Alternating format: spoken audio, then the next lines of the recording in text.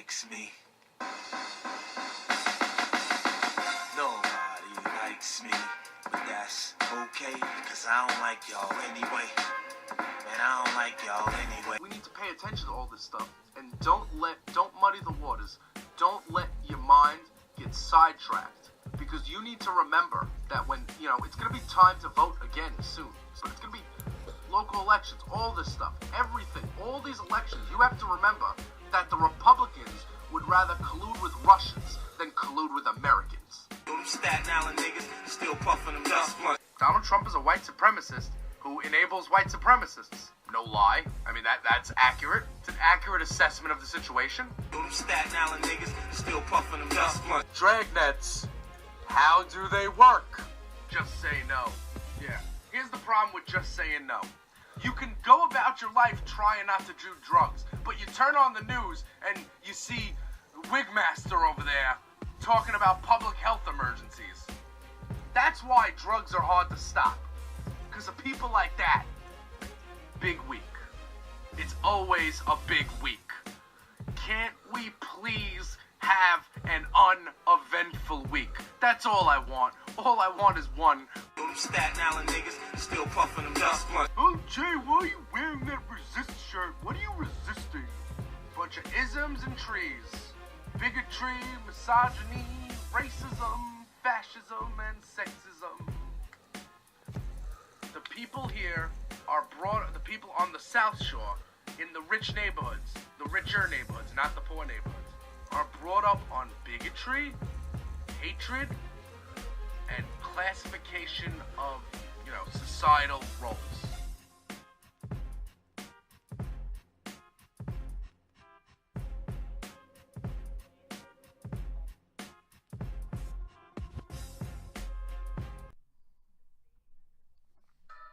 Hey, yo. Who's in the house? Dyze in your house. What goes on, peeps? Welcome back in. It's another Friday edition of Dyze in your house. I'm Jay Parks, here with another action-packed edition, here full of some things and some stuff that could not fit into the long-form Jay Parks podcast that comes to you every Monday. So we've had to come to you with a podcast every Friday. If you want to keep it locked, everything East Coast Radio, you can just go on your podcast app. It comes with your phone, or you can just download the podcast app. You can search on iTunes, search on YouTube. Look for Dyze in Your House. It's on East Coast Radio. That's East Coast Radio for the least heard voices. What goes on, peeps? So again, we got another week where I have to delay important things. At least we got off the FBI for a little while. But coming up on Monday on the Jay Parks podcast, we will have Rick Gates flipping. We will have Mueller's new 30-plus indictments against Manafort and Rick Gates. We will get to an unknown lawyer that was arrested. Russia collusion will be talked about on the Jay Parks podcast on Monday, without a doubt. I'll work on that for you over the weekend. We'll do some investigative journalism.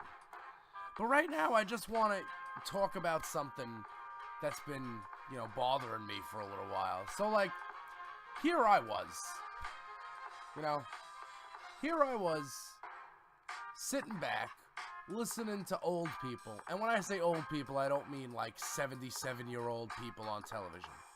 I mean, I was sitting here watching talking heads on television who are 38 years old tell America how things like Facebook and social media and cell phones have ruined children, and their minds are so warped that our country, the future of our country, is ruined because of social media and cell phones and kids glued to the screen all day long.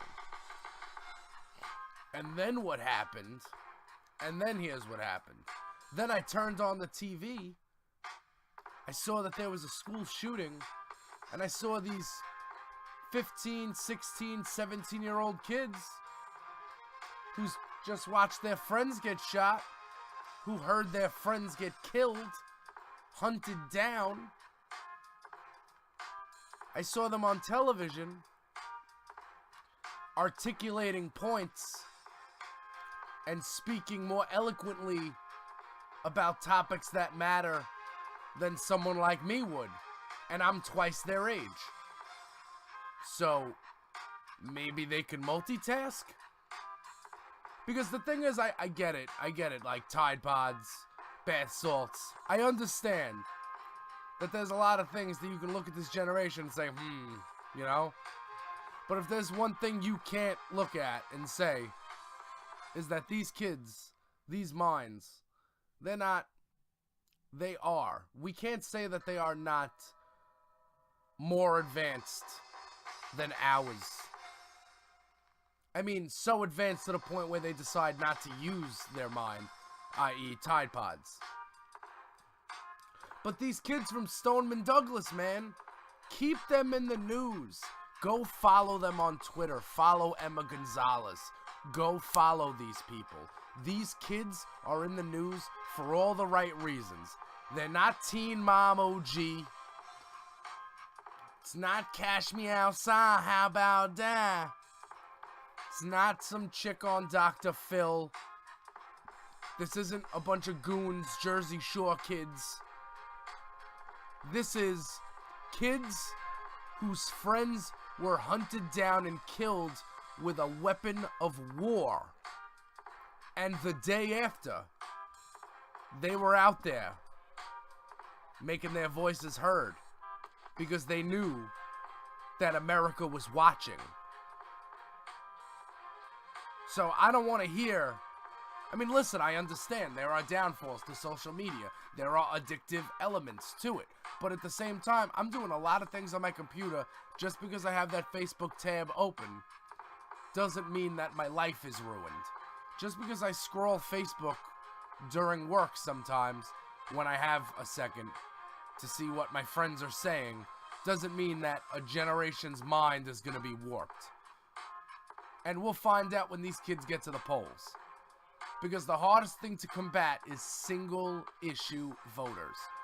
And for many, many years, the NRA has supplied voter machines and supplied candidates with single-issue voters. Voters that don't care about anything else besides what grade that politician has gotten from the NRA, the National Rifle Association. Let's be clear. The NRA is a terrorist organization. They aid and abet more killings on American soil than actual terrorist groups do. Or I should say actual groups that are labeled as terrorist groups. CPAC was this week.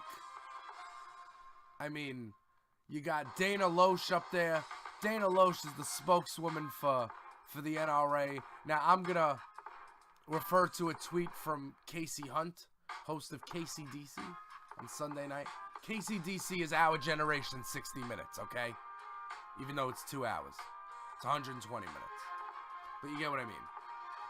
She tweeted out something after, because Dana Loesch had this huge speech at CPAC. The Conservative Political Action Conference or something. You know, she was talking about how the media, Dana Loesch, was talking about how the media loves mass shootings because it gets the media loves to interview the parents of kids who are dead. You know, and she went on and like, and Casey Hunt had to tweet. She's like, listen, all the people in my timeline right now, on my Twitter feed, calling this woman a bitch and a cunt need to stop. And she's right. She's not, no one is, listen, the NRA has some policies, has all of the NRA's policies are reckless and dangerous. But the NRA spokeswoman is just that. She's the NRA spokeswoman. Her job is to speak. Like, I mean, I hate Sarah Huckabee Sanders, but she's doing her job. When she runs for office and she has those views, then I'll have, then she'll be that. But, so this Dana Loesch, and here's the thing about the NRA. They're no longer like, let's defend rifles. Like, that's not what they are anymore. They're an organization, they're a political action committee. They're Democrats, they're Republicans, They're a NRA. They're a constituency. And they are a group they're not just a single group, a single issue group anymore. Like, they spread it out. Like, I saw this NRA ad. Have you seen some of these NRA ads? I mean, I know you probably haven't, because, why would you go look for an NRA ad? But have you seen it? There's the new one with the kids from Stoneman Douglas in it. Like, they show, like, the helicopter view. Now, they have this black guy, this black kid. He's not a kid. He's probably, like, in his 20s. Younger than me, so he's a kid. But he looks exactly like, and this is not a stereotype thing, but he looks like your typical, like, Democrat, like, Black Lives Matter, Occupy Wall Street, resist. He looks exactly like that. And they got somebody like that to do the main talking, to be the person starring in the new NRA ad. Because they're going in a different direction. Because people are going to say that, and they're going to say, oh, see, we're not racist. We got black people. That's why they got Dana Loesch up there. See, we're not sexist. We got a woman who's our spokesperson. The only problem is, have you seen how she looks? You guys are sexist. And I'm not going to make it, in a Me Too generation, I'm not going to make any comments other than that. But Dana Loesch, being the spokeswoman of the NRA, proves that the NRA is a sexist organization and, male supremacy and dominance and all that stuff. As I sip on my iced coffee. So guns in the news, man. Guns all over. And did you see we had the listening session? Why wasn't Emma Gonzalez asked the question? Why wasn't she speaking at the listening session at the White House? Oh, I forgot. Because she would get on the mic and tell the truth. See, that's the thing. The conservative media wanted to paint these kids as paid liberal activists, which was disgusting, considering that their friends were hunted down and killed in their school just days ago. And they're grieving. And while they're grieving, they decided that there's something that they need to do. They feel the need to do it because never again. Now, I think that's wishful thinking, but there was a listening session at the White House where a bunch of kids whose parents voted for Trump, who were handed a line that said, "Thank you, Trump, for letting me be here." Like, they were allowed to ask questions, but there was some father, and he was like, "Why does this keep happening? This isn't about guns right now. It's about school safety." And that, my friends, is where we begin this discussion on how we are going to bring guns into schools. And we cannot. We have to take to the streets if that happens. Guns? Teachers cannot have guns. I cannot stress that enough. If, in case you missed my joke, which is actually reality, in the school I work at, we have smart boards. They are gigantic flat screen television computer monitors. I've watched teachers not able to attach their laptop computer to this thing with a simple USB cable. USB to USB. But we're going to hand them guns in hopes that they could be freaking... Oh, man. John Wayne. See, that would have been a lot better if I didn't forget it. So every teacher's gonna be John Wayne all of a sudden? Bang! You're dead, crazy person. Speaking crazy people, we talk about mental illness a lot. We're not gonna be talking about mental illness when they want to kill this kid. When they give this kid Cruz the death penalty, they're not gonna want to talk about mental illness. they will not be talking about mental illness anymore. And you can't say that mentally ill people can't buy guns because like 80% of America is mentally ill. The problem isn't school safety. The problem is guns. And if you are so obsessed with holding on to your rifles for hunting and your handguns, that's fine. But you cannot tell me that an AR-15, that an assault rifle, a weapon of war, you cannot tell me that that should be sold to civilians.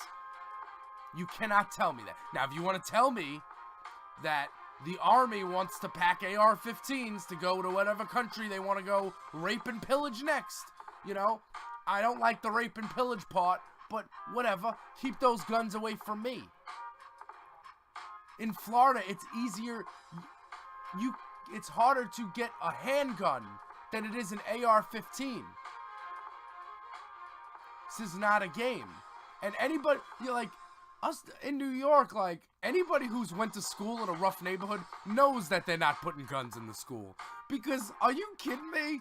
Like, first of all, I'm not even tough. And 15-year-old me would go in the desk and get that gun. You know what I'm saying? I mean, I don't know what neighborhood these kids are in, you know, rural America, middle America, but like, I mean, in high school, not even high school, I went to high school out here in Staten Island, white power all the way, you know, but I mean, like, when I went to junior high school, when I was in Brooklyn, are you kidding me? If we knew some teacher had a gun, that teacher's getting jacked, dog, straight up. I mean, kids are evil, stupid people. Teenagers are really bad. Teenagers do really stupid things. And that's another reason why these Stoneman kids need to stay in the news. Because they are kids that are actually doing something that in years they're going to look back on and they're going to say, we were part of a movement. And you know what? There's a lot of baby boomers on TV. And you know what they're saying? They're saying it's our generation that failed these kids. No shit, Sherlock. That's what my dad was actually telling. My dad told me that a couple of years. I mean, he's been telling me that his whole life.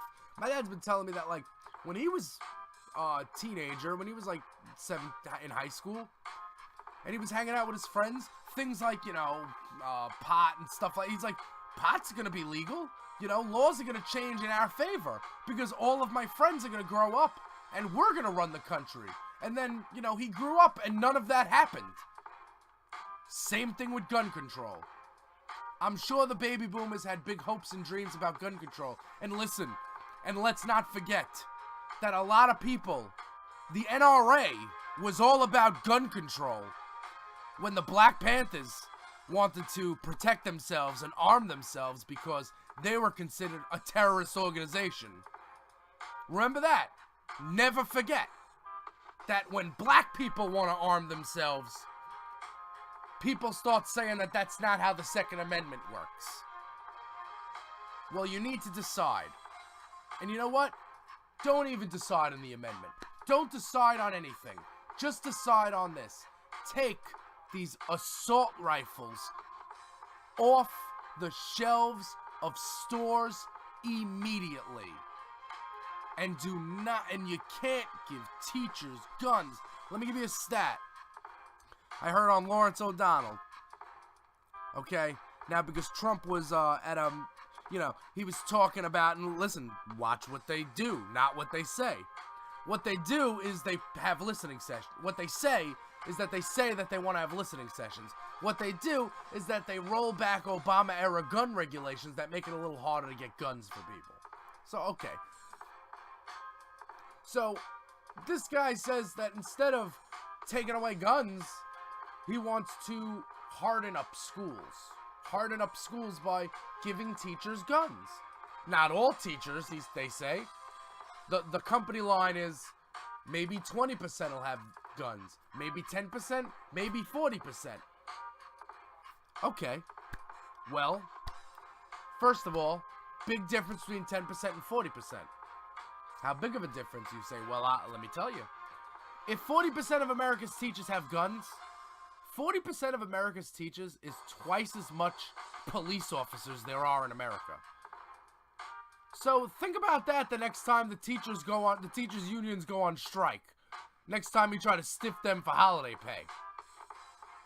Next time you try to take a week off their summer vacation. They're all gonna have guns. Why would anybody? So we're gonna take time out of training teachers in the art of, I don't know, educating, and we're gonna train them in the art of, you know, sharpshooting? Do you understand that, like,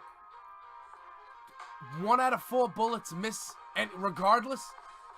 Like, John Kelly could be shooting, and 1 out of 4 times he's gonna miss. He's gonna miss his target. What in case some teacher thinks some kid is unstable? What in case they get into an argument, and then the argument's over? Then the kid reaches for his book bag to grab a pencil, and that teacher thinks he's grabbing a gun because they're in a state where it's so easy to get guns. And that teacher pulls out the gun and shoots that kid dead. What about that? No one's thinking about that. Also, before I go, well, let me check the notes to make sure I hit everything before I go. Yeah. It's Fred Gutenberg? Fred Guttenberg, I'm sorry. It's not Gutenberg. His name is spelled, it looks like Gutenberg, but it's not. It's Guttenberg. I keep wanting to say Gutenberg. Fred Guttenberg, his daughter was shot at Stoneman Douglas. He's been all over the news. He was on Morning Joe. He was telling me.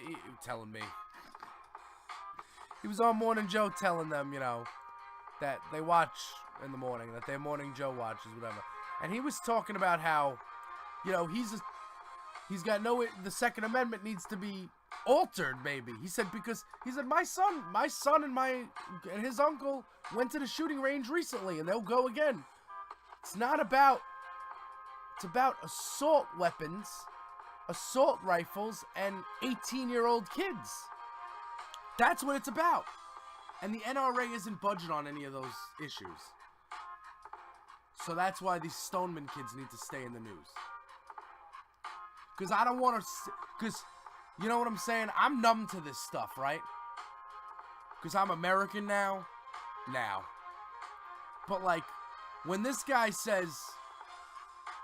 This morning, me and my wife went to the cemetery because that's how we start our days now. That's our life now. That's not something I want to hear more of in the news. I want to hear less of it. So for the love of anything you believe in, for the love of the children. And we're marching. March 24th is the March for Our Lives. And I need you guys to keep it locked, to stay focused. The NRA's talking points are just that, talking points. They don't care about you. The more people that die, the more people they have the feeling that they could convince need guns. And in this country, we don't need guns any more than we already have them. J. Porks, Dyze in your house.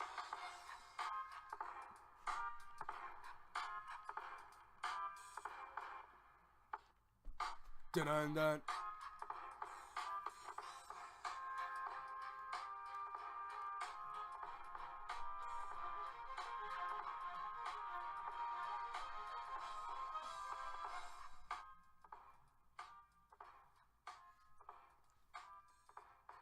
If you're still listening, welcome to a bonus minute of Dyze in your house. See that? You didn't see what I was doing there, but I gave it to you. No, but seriously, it's not really a bonus minute. I just want to remind you guys, go to the podcast app, search for Dyze in your house, search for East Coast Radio. Give me a star rating. It doesn't need to be 5 stars, doesn't need to be 4, it could be 1. Leave a comment. Tell me what you think of this. Share this with your friends. We need to mobilize at a grassroots level, and it starts with people getting together with like-minded people. So keep it locked with me. Follow me on Twitter at JPorks, and keep subscribing, keep listening to brand new episodes of Dyze in Your House every Friday at or around 6 p.m. and at any point during the week it could happen. See you guys Monday for the J Porks podcast over on the Dare Network. This has been Dyze in Your